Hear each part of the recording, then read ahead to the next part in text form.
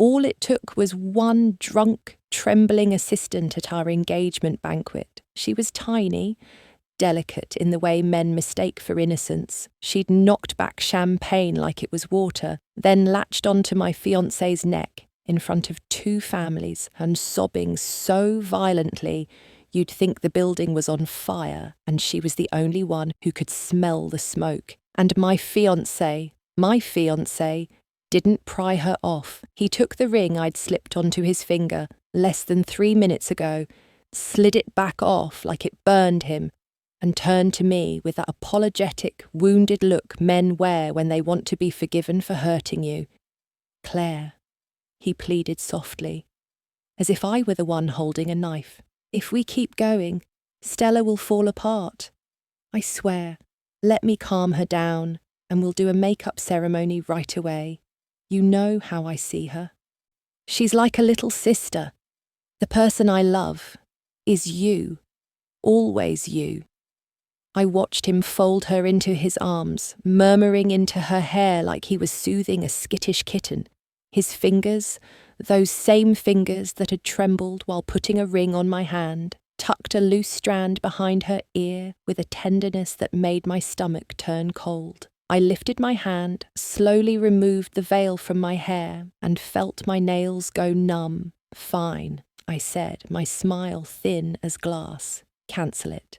Mason Quinn would never know that a week before today I'd knelt in front of my family altar and sworn a vow I could not break. If I did not marry within 3 days after my engagement, I would return to my birth family, the Harringtons of Kingsharbor, and accept the arranged marriage they had chosen for me.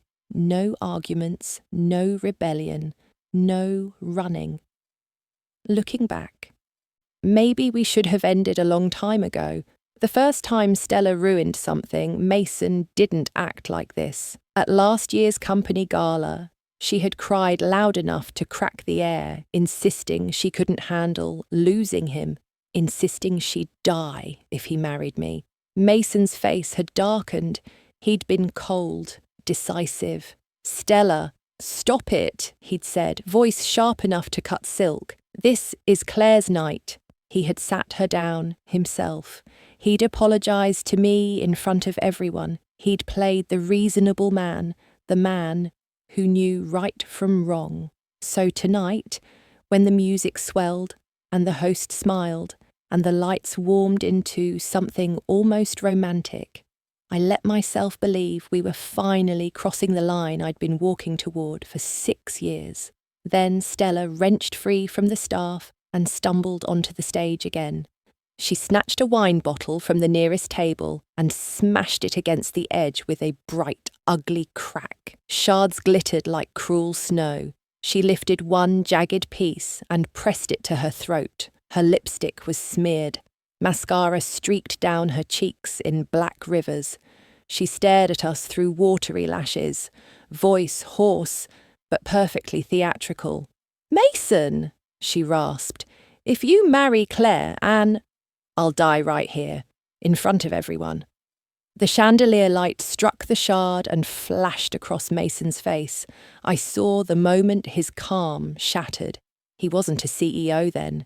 He wasn't the composed, principled man he wanted the world to see. He was just a man panicking over the wrong woman. Okay, he stammered, yanking the ring off and tossing it onto the carpet like surrender. "Don't do this. Stella, put it down. Everyone. Please, calm down." Then he turned to me, speaking fast, begging fast. "Claire, look at her. She's not stable right now. We have to stop. I know it's unfair, but—" He swallowed, eyes shining with what he wanted me to mistake for love. "An engagement can be postponed. Stella only has one life." His gaze held apology and helplessness in equal measure. "Trust me, even if we cancel tonight, the person I love most is still you."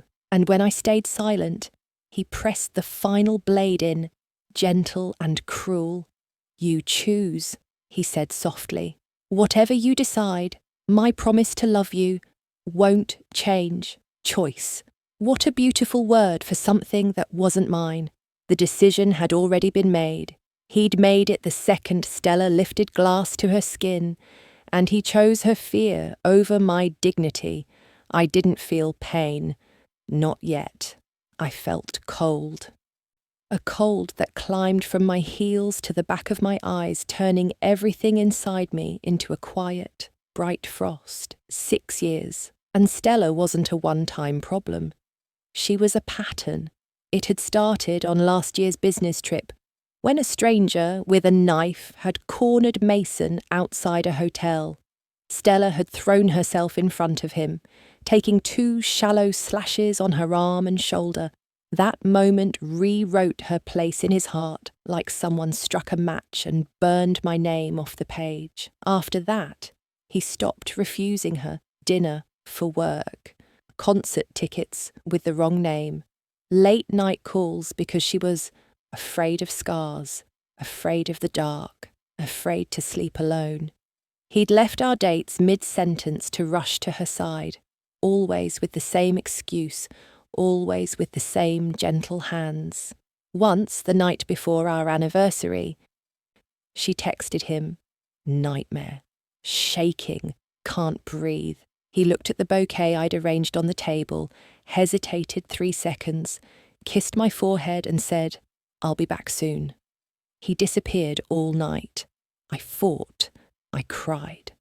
I asked him straight, more than once, "Am I still your girlfriend?" And every time, Mason used the same spell. He pulled me close, lowered his voice like he was calming a child. "Don't overthink. You're the one I love. Stella just helped me once. I feel guilty." A few kisses, a gift, a promise, then back to her. Until I stopped arguing, because arguing made me feel insane. And the worst part was, I began to doubt myself. Maybe I really was petty. Maybe I really was jealous over a little sister. So I let the engagement day arrive, because after years of loving someone, breaking it with your own hands feels like soaring off a limb. Everything had been arranged. The venue, the dress, the guest list, the dream. I wanted to give him one last chance. And tonight's farce woke me up so completely. It was like being slapped with ice water. "Fine," I repeated, clearer this time. "Stop here." Mason's eyes softened like I'd just committed a noble sacrifice. Then, "Can you help me with the next part?" he said gently. He didn't have to explain. He wanted me to announce the cancellation, so he could keep his pride intact, and so Stella could step down from her little stage with dignity. I walked to the podium, took the microphone, held my veil like it was a burial cloth. "Everyone," I said calmly, voice ringing through the suddenly quiet room, "tonight's engagement ceremony will be cancelled. I'm sorry for taking up your time." The room exploded in whispers, and just like that, Stella set the glass down with shaking hands, too perfectly timed, too clean. Her breathing steadied, her shoulders stopped trembling. Like a performance ending the moment the audience began to leave. A guest pushed forward, sneering openly. "Pathetic. Getting your man stolen at your own engagement, and you just swallow it?" I looked at him with a strange, tired calm. What difference would my refusal make? Stella could seduce. Stella could cry. But Mason chose. Mason decided. Mason leaned toward her in front of everyone and called it compassion. Then a thought flickered through the ice in my head. Wait, why didn't I slap her? It wouldn't fix anything, but at least it would feel honest. Mason couldn't stand the insult aimed at me. He charged over like a hero in the wrong story, glaring. "You don't know a damn thing. Claire loves me, and as long as I'm here, nobody bullies her. Get out." The guest retreated, grumbling. How hilarious the world was. Nobody bullies me, except the man standing right in front of me. The crowd thinned. The band switched to a soft piano piece that sounded like a joke told at a funeral. Mason turned back. smoothing his voice into something sweet. Claire, don't worry. Next time I'll plan it myself. I'll give you the perfect wedding. I won't let you suffer again. Next time. As if I wanted a collection of ruined ceremonies like souvenirs. Then Stella approached, head bowed, posture obedient, eyes glossy with rehearsed remorse. Claire. I'm sorry, she whispered. I drank too much. I lost control. I'm sober now. If you two want to continue. She looked up, lashes wet, gaze sincere enough to fool strangers. I promise I won't cause trouble again. Really. If she hadn't waited until most guests had left, I might have applauded her instant sobriety and called a doctor to document it. Mason frowned at her, just stern enough to look fair. You should apologise properly.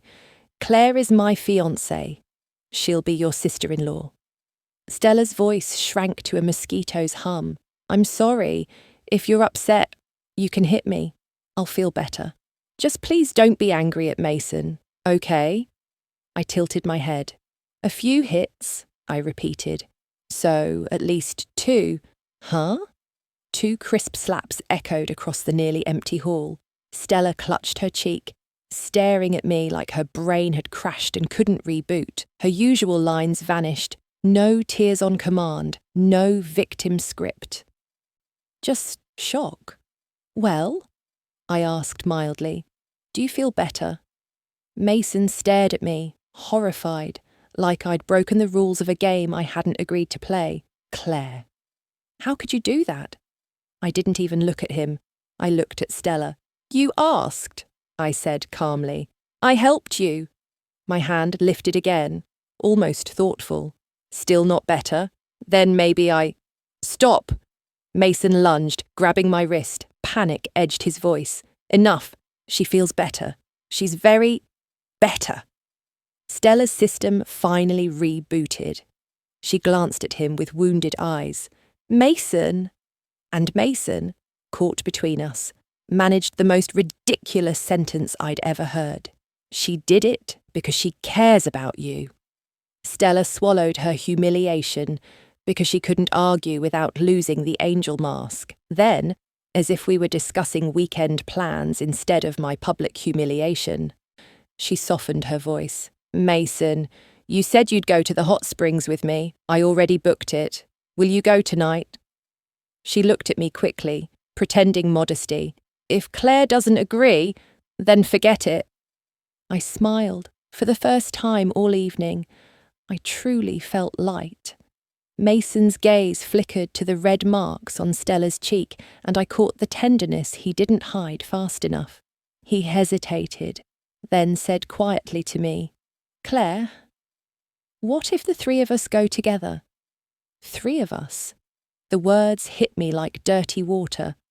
Before I could answer, Stella rushed to refuse, sounding generous while tightening the trap.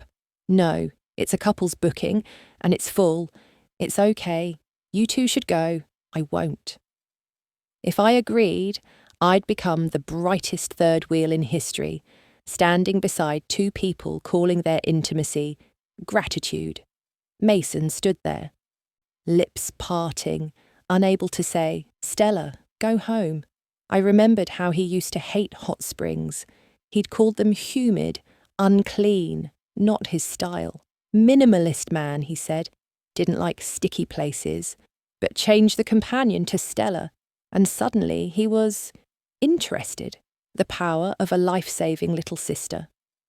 I solved his dilemma for him. Go, I said flatly. I'll go home. I turned and walked away without looking back. Outside, snow fell thick and steady. At the parking lot, I saw the final cruelty waiting. We'd arrived in 1 car, 1 black SUV. Stella had said the hot springs were over 30 kilometres away. Snow was piling up. The world was turning white. There was no need to ask who would sit in the warm seat. I tightened my coat, calm as a judge passing sentence. Take the car. I can walk. 2 kilometres in snow wasn't pleasant, but it was breathable. Better than suffocating in a vehicle with two people about to heal trauma together. Mason watched me go, guilt sharpening his face. Then he ran after me, boots crunching the snow, and caught my wrist. "Claire," he blurted, "your hand is freezing." He wrapped his scarf around my neck, pulled off his gloves, slid them onto my hands. Familiar motions, practiced devotion. For a second, muscle memory tried to soften my heart on its own. Leaning close, he whispered, "Don't think too much. Soon I'll start arranging the wedding." If this had been 6 months ago, I would have teared up and blamed myself for doubting him. Now I simply nodded, polite enough to accept the final act of his performance. My body wore his scarf, his gloves, his promises. But my heart had already started packing. A horn chirped behind me. The SUV rolled to the curb, but it wasn't Mason leaning out. It was Mr. Grant, his longtime driver, holding a long, exquisitely wrapped gift box with the careful face of a man walking on thin ice. "Miss Anne," he said, bowing slightly, "Mr. Quinn insisted I deliver this to you personally." A tiny, ridiculous hope rose in me, so small it made me laugh at myself. Regret, a ride home, an apology spoken aloud. The box was cold in my hands. I opened it.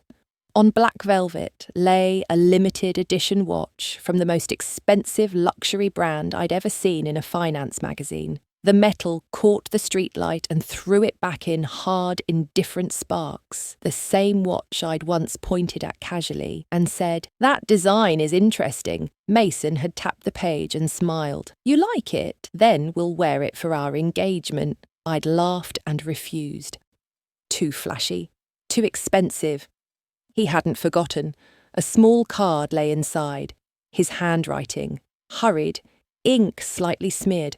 "Claire, tonight was unfair to you. I was wrong. Consider this watch my compensation. Once I calm Stella down, I'll give you the most perfect engagement ceremony. Love you, Mason."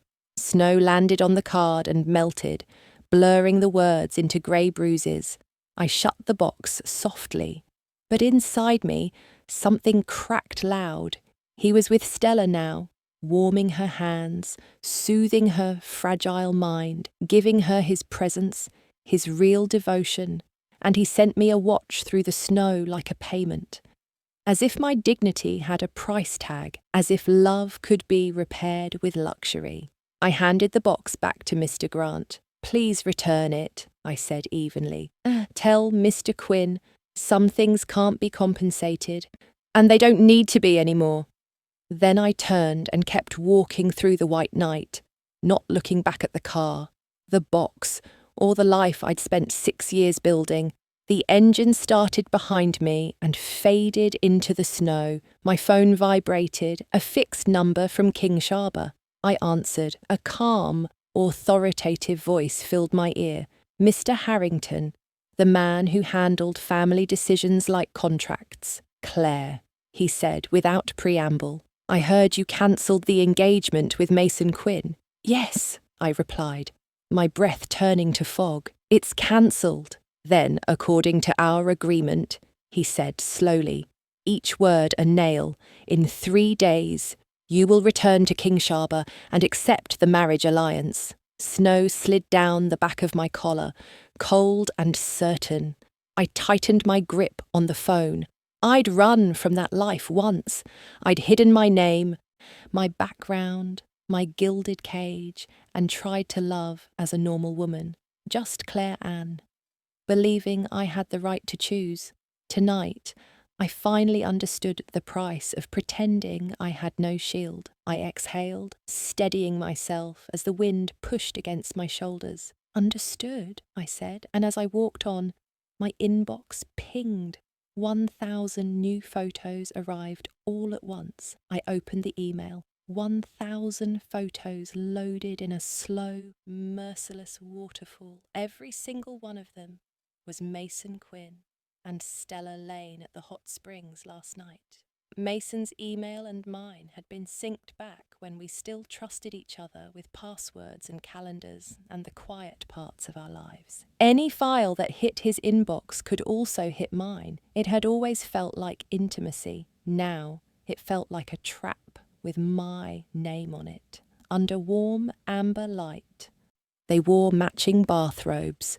In some pictures, they sat together in the steaming pool, shoulders nearly touching, knees angled towards each other like magnets. In others, they lounged on tatami mats, leaning in, laughing, their faces too close, the kind of closeness that pretends to be casual while breathing the same air. They splashed water, they made silly faces. They fed each other fruit with fingers that lingered half a second too long. Stella's wet hair was draped over one shoulder, like a deliberate invitation. Mason's smile looked unguarded, real. Every photo smelled like ambiguity that had already crossed the line, but still wanted to be called innocent. Their eyes clung to each other with something sticky, restrained, hungry. I went numb. A long time passed before I could move again. I downloaded 2 photos and zoomed in, checking the edges, the lighting, the reflections, the shadows, like a forensic analyst trying to save her own heart. Real. Not edited, not stitched. I laughed out loud, a short, ugly sound that startled me in my own quiet room. The fact that I had checked was the funniest part, the saddest part, the part that made me want to reach back through time and shake myself. I had actually hoped it was fake. I had actually hoped Stella had pulled some cheap trick just to provoke me. But no, this wasn't a rumour. It wasn't gossip. It wasn't a story. It was a documentary with no narrator, shot from multiple angles, across multiple moments, too consistent to deny. I kept scrolling. Water shots became dry shots. Tatami became hallways. Hallways became a private dining room with a low table. Mason lifting a cup to Stella's lips.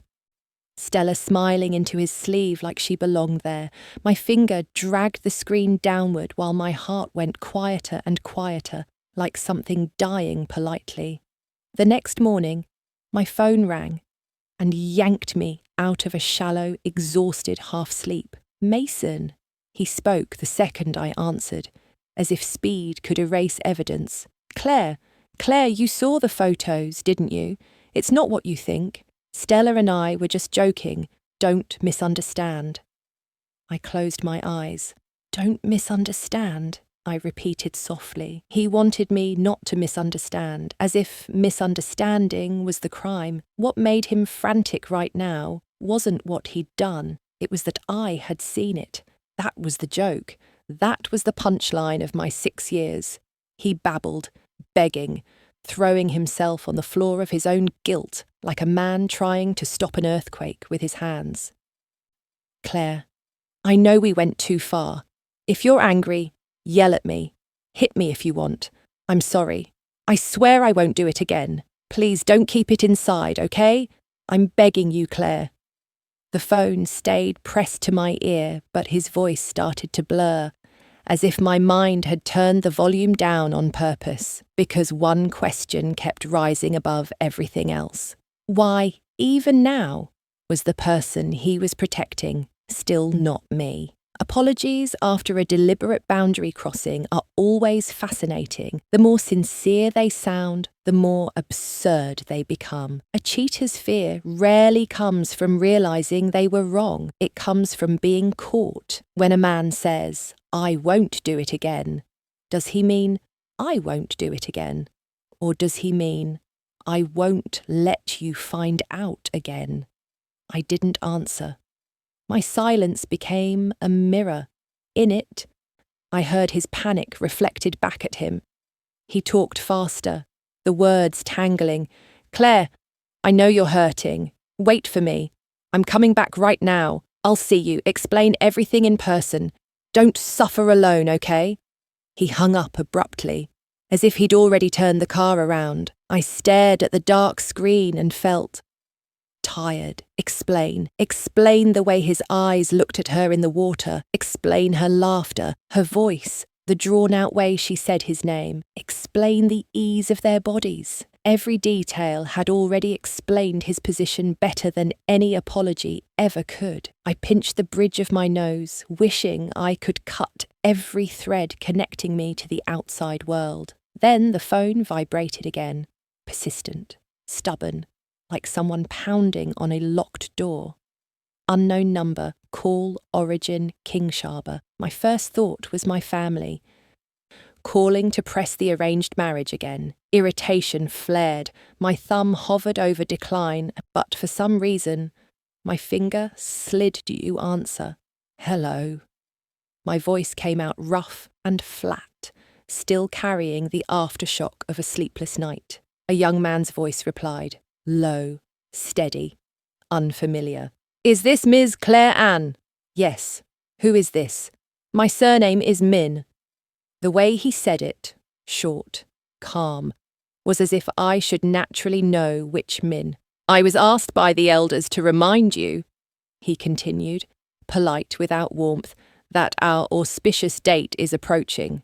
I froze for half a second, not because I didn't understand, but because I hadn't expected him to call me himself. He spoke again before I could fully react.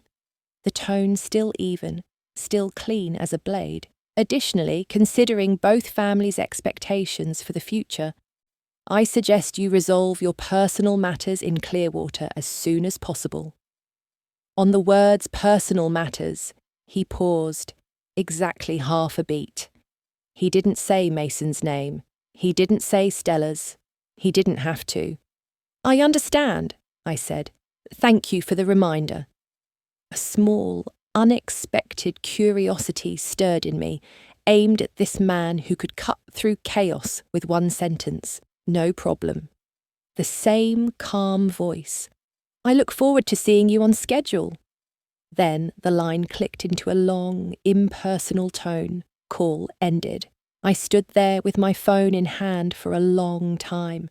Outside the window, the sky was turning pale. That call, cold, practical, almost ruthless, did something Mason's tears and promises never could. It sliced through the fog in my head. What I was drowning in here, in Clearwater, was ultimately the result of softness, emotion.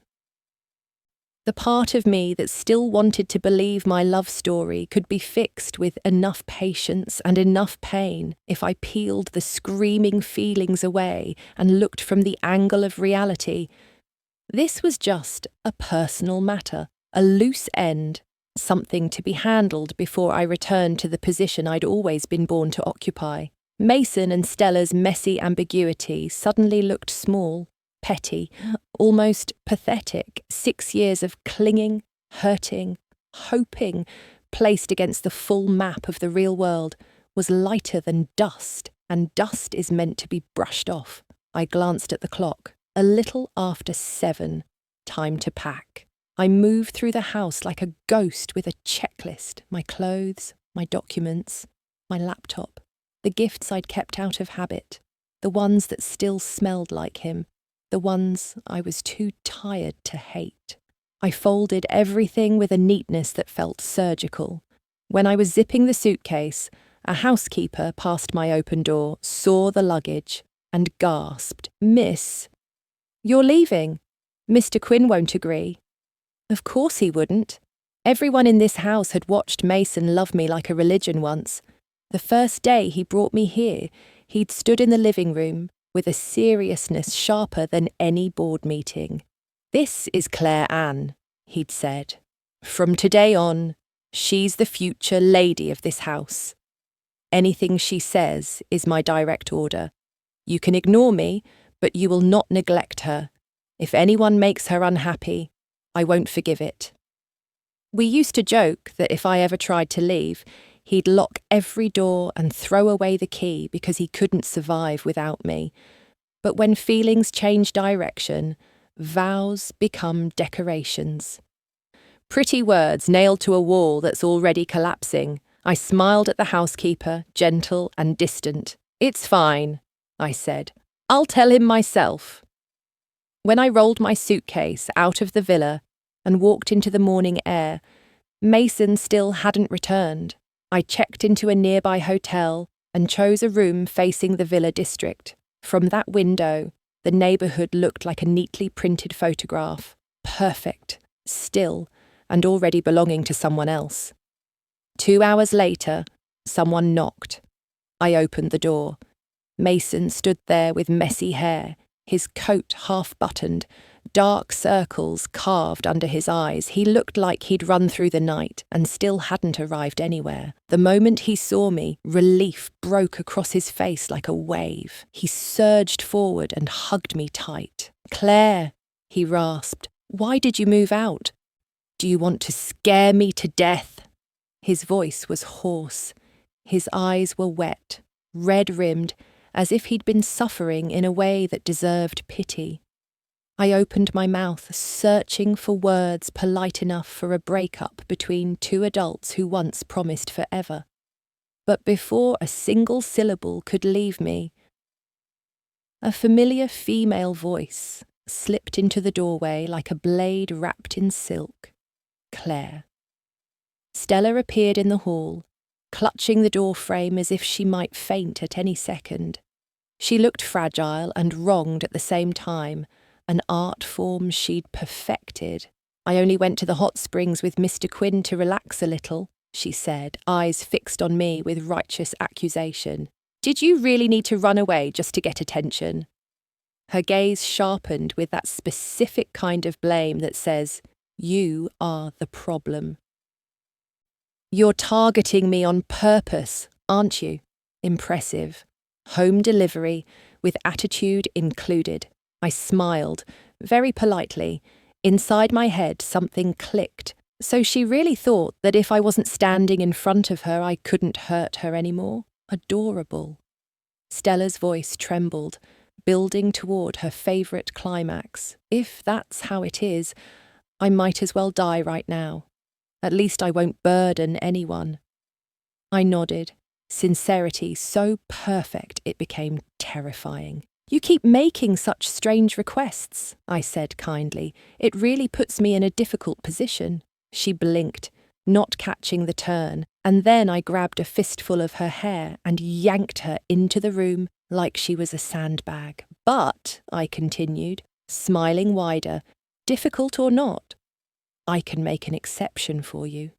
The door clicked shut. I didn't hesitate. I used her forehead as an instrument and introduced it to the wall. Thud. Not loud enough to sound murderous, but loud enough to make the room pause in shock. Stella shrieked, pain splitting her performance, but she still tried to cling to her persona like a drowning woman clutching makeup. "Mr. Quinn, help! Claire is trying to kill me." I corrected her calmly. "I'm not hitting you," I said, head tilted in honest confusion. "You're hitting your own head against the wall." Then I smiled, gentle as a nurse. "And didn't you just say you'd rather die right now?" I lifted her arm, guided her forward and tapped her forehead to the wall again. "You said right now. I respect schedules. I don't like delays." By the time Mason snapped out of it and lunged forward, Stella had kissed the wall 3 times. He grabbed my wrists, yanking her back, pulling her into his arms like a rescued child. Stella immediately collapsed against him, sobbing. Look at her," she cried, turning her tearful eyes on me. "She dares to do this in front of you, behind your back. Who knows what she'd do?" Mason stroked her hair, voice soft. Okay, I know you're wronged. I'll make it up to you." I felt my mouth twitch. He really was a full-service man, wasn't he? Compensation distributed evenly, like budgets. "But you were wrong first," he added, trying to sound fair. That's why Claire got angry. So Stella got compensation, and I got a moral lecture. Stella clung tighter. She hit me so hard. I turned to Mason, my tone tranquil, almost helpful. Do you want to close your eyes for a moment? He stared. If it's uncomfortable for you to watch, I continued softly, close them. I can help her satisfy her earlier curiosity about dying. Because as long as he didn't see it, he could still call it a misunderstanding. Mason went pale. He shoved me back and stepped between us, shielding Stella like a man guarding his conscience. "Stop saying nonsense!" he snapped. Then turned to Stella hurriedly. "Claire is blunt. Don't talk like that. She'll misunderstand." He dragged me into the adjoining room and shut the door. Now it was just the two of us. His voice carried exhaustion and disappointment, restrained like a man who still wanted to pretend he was the victim. "Claire," he said, staring straight at me, "I know you don't like Stella, but can you not treat her like that?" His eyes searched my face as if love could be proven by obedience. "I told you, the woman I love most is you. Don't test me anymore. If you keep this up, everyone will get hurt. Everyone." Did that word include me? Or did it only include him, the man tired of managing two women, tired of being responsible for the consequences of his own choices? Something in me cooled even further, becoming smooth and quiet. I laughed softly, the sound not warm at all. "Don't worry," I said. "If nobody brings themselves to my door again, I won't waste my time." Mason's shoulders loosened, mistaking my calm for surrender. His voice softened immediately. He reached for my hand. "Okay, I'm not blaming you. I just don't want you to be jealous. Don't affect everyone's mood. Come home with me. Don't be angry." I pulled my hand free, not hard, but final. "I'm not going back." He froze. I looked him in the eyes, level and clear. "Have dinner with me tonight," I said. "I have something to tell you. If I disappear quietly, you'll assume I'm using silence to make you chase me. That sounds exhausting. Let's end it properly." A flicker of unease crossed his face. He opened his mouth to speak, and right on cue, the weak, trembling voice came from outside the door again. "Mr. Quinn!" Stella leaned against the frame, holding her head, face pale. "My head hurts. I can't stand. Can you take me to the hospital? Please, hold me." I watched it, and for a second I almost wanted to clap, because I knew, if I stayed in this room any longer, I wouldn't just be breaking up with a man, I'd be breaking up with the stupidest version of myself. Mason's brows furrowed, his lips formed a hesitant no, but his body betrayed him before his brain could. He stepped forward and caught Stella by instinct. The moment his hand touched her arm, both of them paused, one heartbeat of silent confirmation. Then Mason turned back to me, eyes pleading for permission like a child asking to commit the same mistake again. When my face didn't change, he stumbled into an excuse anyway. I'll take her to the hospital for a bit." And without waiting for my response, he escorted her out like she mattered more than my words. When the door finally clicked shut and their footsteps faded, I exhaled once. Then I went downstairs. I booked a private room in the restaurant below the hotel, ordered the dishes my closest friends liked, and told the server calmly, "We'll start without him." Tonight, I'd decided, I was going to announce it, out loud, to my friends in Clearwater and to Mason Quinn across the same table where he once promised me a life. In 3 days, I would return to Kingsharbor, and this time, I would not hide my name anymore. He said my name like it was a rope he could throw across a canyon. Claire. His voice was raw, each syllable carrying the gritty aftertaste of a night without sleep. His eyes were swollen, red at the rims, the kind of red that tries to look like devotion. I didn't answer. He swallowed hard, tried again, softer, breaking. "Can we not break up?" Then the words spilled out like someone drowning. Please, I'm begging you, don't leave me. I can't live without you. Tears slipped from the corners of his eyes and dropped to the floor, small, humiliating punctuation marks. Between me and Stella, we really haven't crossed the line. He lifted his right hand as if swearing in court. I swear, if you say the word, I'll fire her. I'll make sure she never shows her face in Clearwater again. He hadn't even finished when a woman's voice rose behind him, panicked and trembling, perfectly timed like a cue in a script. Mason, you really don't need me anymore. Stella appeared again, as persistent as a badly coded NPC, always ready to jump into the main scene at the worst possible second. No makeup, hair loose and messy, hands gripping the doorframe like she might collapse if she let go. Without you, I'll die. She shook, clinging to her own theatrics with a desperation that almost looked real. Don't send me away, please. I'm begging you, Mason. Then she turned to me, crying and accusing in the same breath, as if heartbreak gave her moral authority. Claire is just playing with you. She's testing you. She doesn't really want to leave. She just wants to get rid of me. Her eyes narrowed with a bitter righteousness that would have been impressive if it hadn't been pathetic. Claire, you're so cruel. A sharp sound cut the air. A slap. But it wasn't me. It was Mason. His palm snapped across Stella's cheek so hard her head jerked to the side. The sound wasn't loud. It was worse than loud. It was clean. For a second, the entire hallway fell into absolute silence, like the world itself held its breath. Stella stared at him, stunned, mouth parted, as if her brain couldn't process the fact that the man who had always soothed her, indulged her, rescued her, had just turned on her without warning. Mason looked like something inside him had been boiling for months and finally burst. He leaned toward her, voice low and vicious, every word bitten out. What did I tell you yesterday? I told you to stop following me.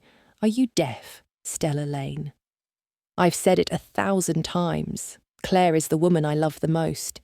And you... His jaw tightened, eyes flashing with a cruelty that made my skin go cold. You're just a canary in a cage. Do you not know how to stay in your place? Did your sense of boundaries get carried off by a dog? Stella's face went white, then greenish, then white again, as if her blood didn't know where to go.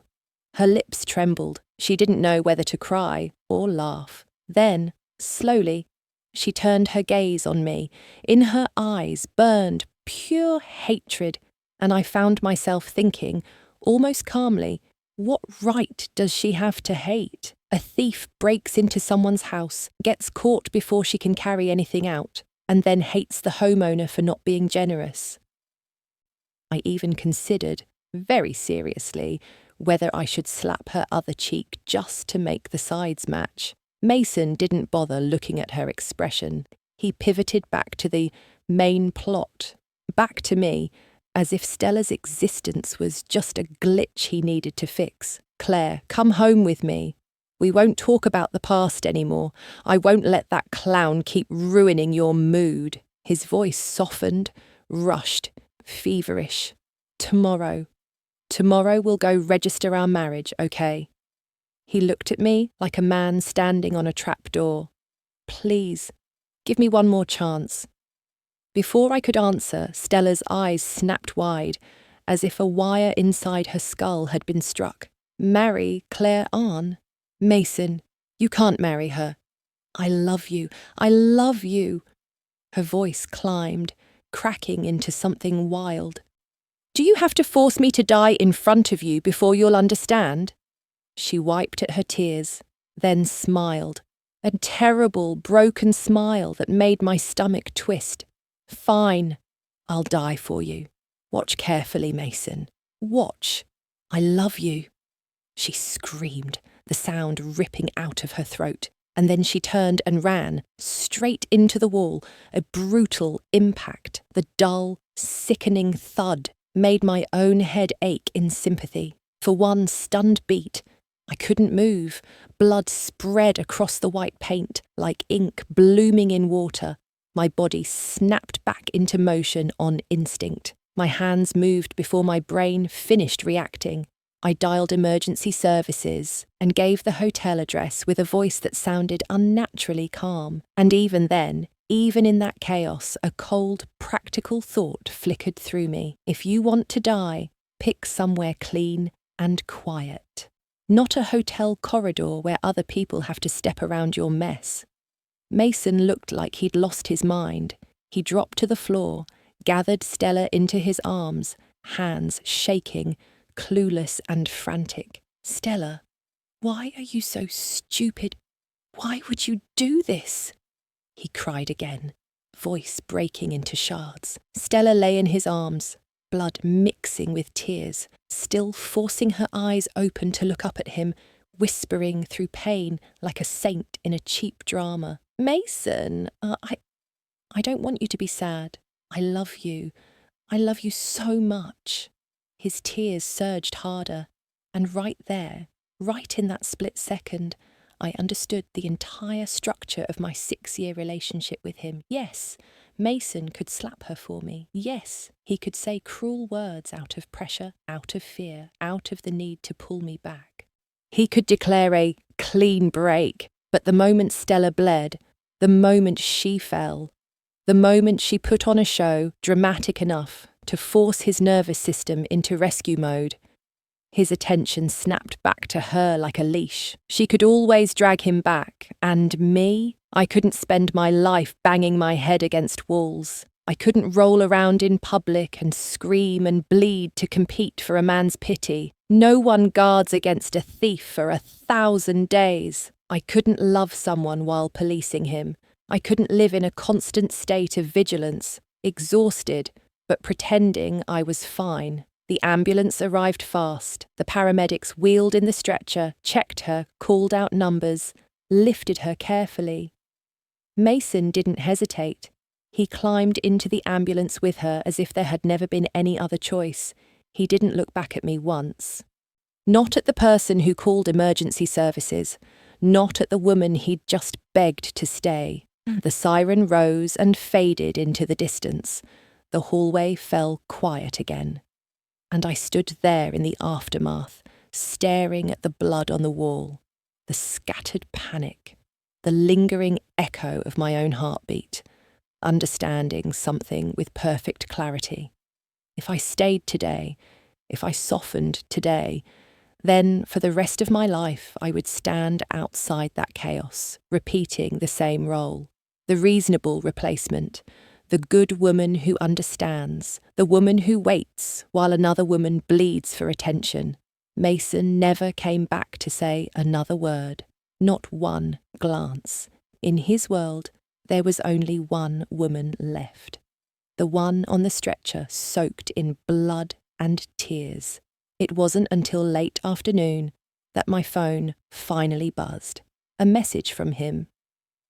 Stella is no longer in danger. Then, immediately, the familiar pulling and pushing of his guilt. Claire, you've made enough of a scene now, haven't you? I never imagined Stella's feelings were this deep. But don't worry, I only see her as a little sister. I will never accept her feelings. Messages kept arriving, the punctuation drawn out, as if he could wring pity out of ellipses. I glanced once, then locked the screen. No reply. 30 minutes later, the phone buzzed again. A WeChat transfer notification. The amount glowed bright and crisp, 100,000 RMB, with a note. Claire, take this. Consider it compensation for me not being with you these 2 days. Forgive me this time. Buy whatever you want. Don't save money because of me. I didn't hesitate. Decline. I used to accept his money without thinking.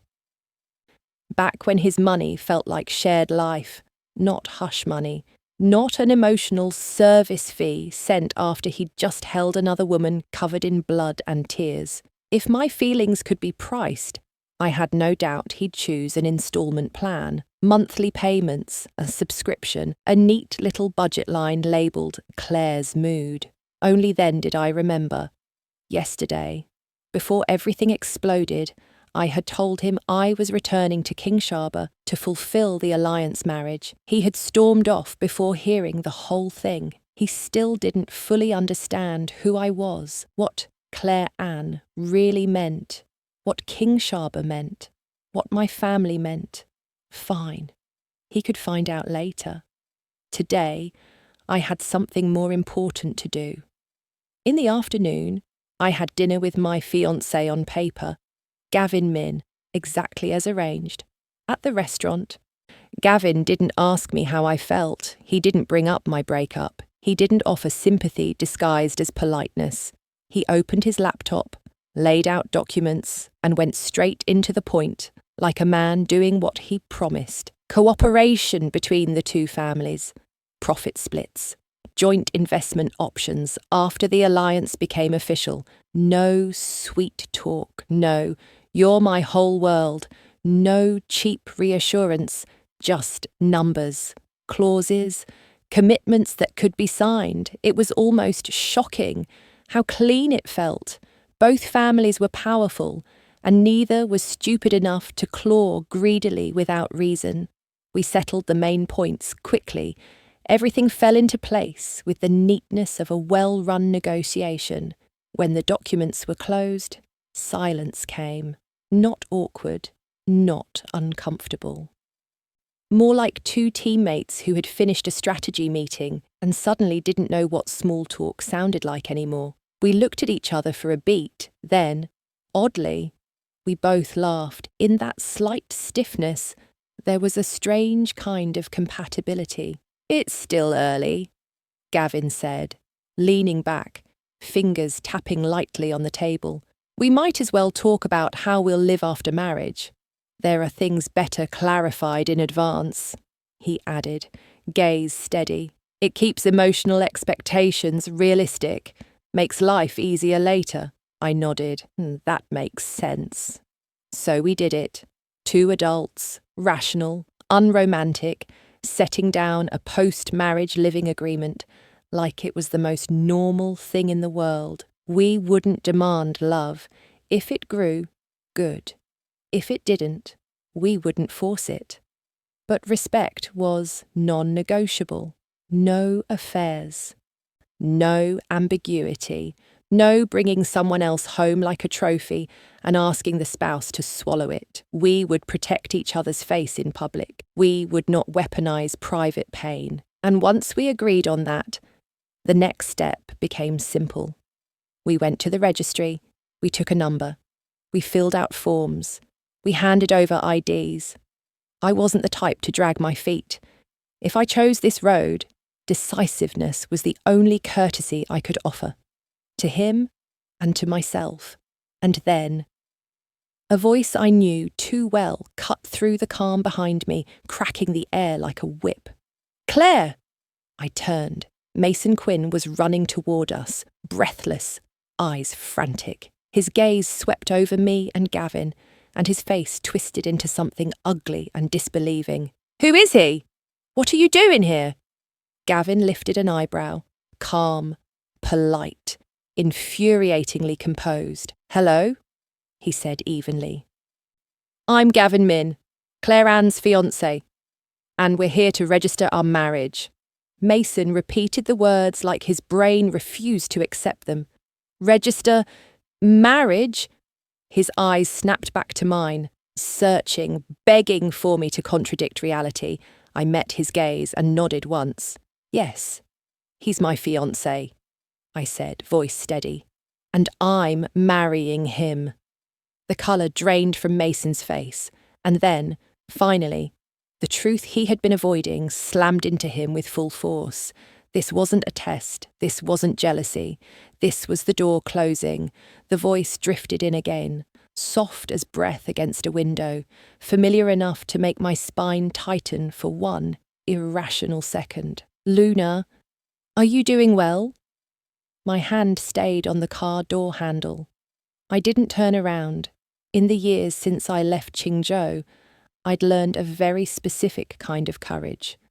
Not the kind that storms a battlefield, not the kind that shouts into a microphone, the quiet kind that refuses to reopen doors you fought to close. Snow kept falling, patient and indifferent, stitching white threads across the streetlights and the dark asphalt. The driver leaned over, glanced at me in the rearview mirror, waiting for a signal. Behind me, the city breathed like it always had. The old scent of damp stone, the faint tang of street food lingering from some unseen stall, the same wind that once cut through my coat on the night Damien Quinn knelt in a hotel corridor and begged me not to leave, as if love were something a person could trap with tears. I let the voice pass through me the way cold passes through wool. "I'm fine," I answered, but only inside my own chest, where nobody could argue with me. "I'm more than fine." Then I slid into the car and shut the door, sealing the sound outside with one clean click. As the car pulled away, Qingzhou receded like a picture in a frame, a place where I had once been young enough to believe that devotion by itself was a contract signed in permanent ink, a place where guilt had masqueraded as kindness, where a woman named Stella Luce had weaponized fragility like a knife she never had to hold openly, a place where Damien, brilliant and proud, had mistaken his own wavering for mercy and called it fate. The airport lights came into view, harsh and modern, and for a moment I thought the snow made the runways look like sheets of paper, blank pages waiting to be written. That thought should have felt liberating. Instead, it made my throat tighten, because grief is strange. It doesn't always arrive as sobbing. Sometimes it arrives as quiet arithmetic. If he had taken one step back, if he had shut one door sooner, if he had not enjoyed the way someone clung to him and made him feel necessary, if he had chosen love the way he chose business, decisive, ruthless, clean. But that was the problem. Damien had never been ruthless where it mattered, not until the very end, when he finally turned that cold clarity on Stella, and by then the damage had already eaten through the foundations. I had seen the final shape of it in that house he left behind, furniture frozen in time, as if he believed that if he preserved the setting, the story would be forced to resume. The same mugs, the same throw blanket folded wrong, the same books paused mid-spine like breath held too long, a shrine disguised as a home. A life kept on standby. I had sold it all, turned memory into money, turned money into something useful, because I refused to let his regret become my inheritance. And still, standing on that snowy curb, I had felt the old ache flicker like a match struck in a windstorm. Not for him, not anymore. For the version of me that once loved him and thought that would be enough. The flight back to Jinghai was smooth. The cabin lights dimmed, and the world became a soft hum. I should have slept.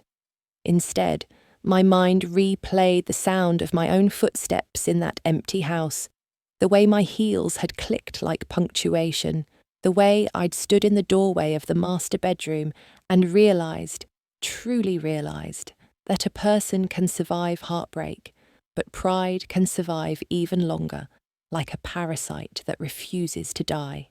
When the plane landed, the snow in Qingzhou felt like a dream someone else had had. Jinghai was warmer, brighter, sharper around the edges. It was a city that didn't allow you to stay suspended in the past. The moment I stepped into the arrivals hall, my phone lit up with messages from Julian Grant. "Where are you? Did you land? Do you want me to pick you up?" And then, almost as an afterthought, a photo. Our child asleep, with one fist curled against their cheek, lashes thick and unfairly perfect. A tiny face that made my heart soften in a way no memory ever could. I stared at the photo too long, letting it anchor me. I'm home, I typed back. Don't come. I'll be there in 30. Julian responded with a single word. Okay. That was him. No drama, no interrogation, no silent punishment disguised as patience. Respect. Given so steadily it almost felt like air and something you forget to praise because it's always there until you remember what it felt like to suffocate. Outside, the driver loaded my luggage and opened the door. The city rolled past in clean lines and glass reflections. Somewhere, a billboard showed a luxury watch, a model's face, cold and flawless. I thought of Damien's old pocket watch, the one that had once made him look like a man with secrets. I thought of how easily secrets become cages.